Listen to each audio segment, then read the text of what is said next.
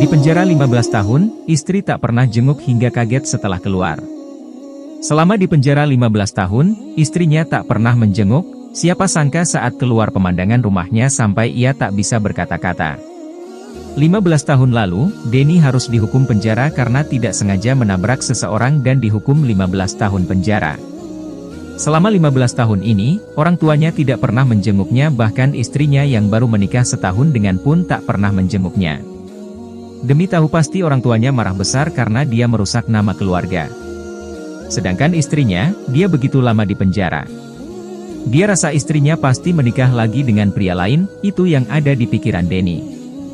Hari itu Denny berdiri di depan penjara sangat lama, baru akhirnya mengangkat tas ranselnya melangkah lagi ke tempat yang sangat dia kenal namun juga asing. Dia pulang ke rumahnya, namun siapa sangka ternyata di dalamnya bukan keluarganya. Menurut penghuni rumah, dia membeli rumah itu 14 tahun yang lalu. Rumahnya sudah dijual, Denny hanya bisa merenung di depan pintu rumah itu sangat lama. Kemana perginya kedua orang tuanya, kemana dia harus mencarinya.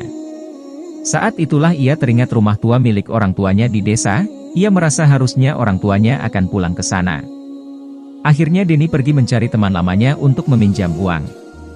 Siapa sangka temannya juga sudah tidak tinggal di tempat yang sama. Karena kebingungan, akhirnya Denny hanya bisa mencari pekerjaan untuk mendapatkan uang agar bisa membeli tiket ke desa.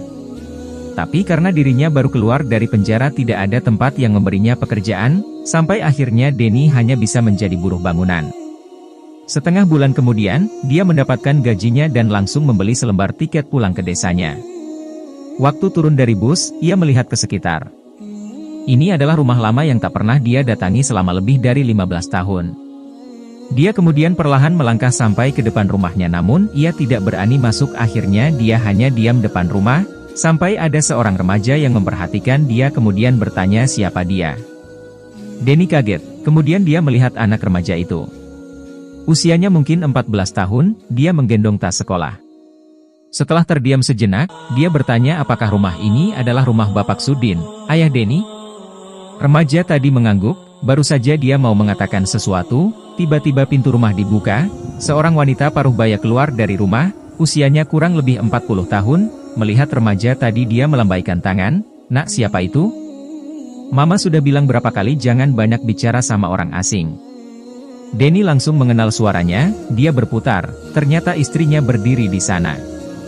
Istri Denny, Lani sudah tidak muda seperti dulu, bahkan dari wajahnya dia kelihatan kusam dan kelelahan, rambutnya bahkan sudah beruban. Denny tidak bisa menahan dirinya, dia langsung berteriak. "Lani?" Lani memandang Denny sekian lama, baru melangkah keluar menggenggam tangannya tanpa sepatah kata pun, dia menangis, remaja laki-laki tadi sama sekali tidak mengerti apa yang terjadi. Di sanalah Denny bertemu istrinya, bahkan baru tahu kalau anak remaja itu adalah putranya. Ibu Denny terbaring di atas ranjang, sudah tidak bisa melakukan apa-apa. Hidup ibunya kini bergantung pada istri Denny, Lani. Lani yang merawat anak dan ibunya selama ini, sedangkan ayah Denny meninggal dunia tidak lama setelah Denny masuk penjara karena kecelakaan. Ternyata, 15 tahun ini banyak sekali kejadian yang tidak ia ketahui. Ibunya pingsan waktu tahu Denny masuk penjara, dia koma dan tidak bisa sadar lagi, kini dia menjadi manusia yang tak bisa sadarkan diri. Demi merawat sang ibu, Lani menjual rumah mereka dan kembali ke desa. Sambil merawat ibu mertua, Lani yang sedang hamil besar harus bekerja sendiri. Mengetahui kehamilannya siapa sangka ayah mertuanya meninggal, sedangkan ibu mertuanya masih dirawat di rumah sakit. Dia tidak punya waktu untuk menjenguk Denny, dia sibuk merawat ibu mertuanya sampai pindah ke desa. 15 tahun berlalu, Lani bahkan merasa bersalah karena tidak pernah menjenguk Denny. Sejak saat itulah, setiap harinya, Denny selalu bekerja keras demi istri, ibu dan putranya. Kini seberapa lelah pun, dia merasa amat bahagia, dia memiliki seorang istri luar biasa yang mengorbankan masa mudanya demi keluarganya. Anaknya hanya melihat dari samping, bahkan tak sanggup memanggilnya papa, namun Denny tidak patah semangat, dia selalu membina hubungan secara perlahan dengan putranya.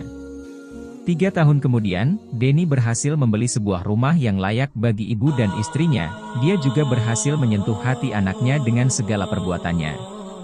Saat itulah pertama kalinya putranya memanggilnya papa, itu merupakan hadiah yang sangat besar bagi Denny. Denny merasa hidupnya sekarang sangatlah bahagia, segala yang ia dapatkan sekarang, itu adalah pengorbanan sang istri.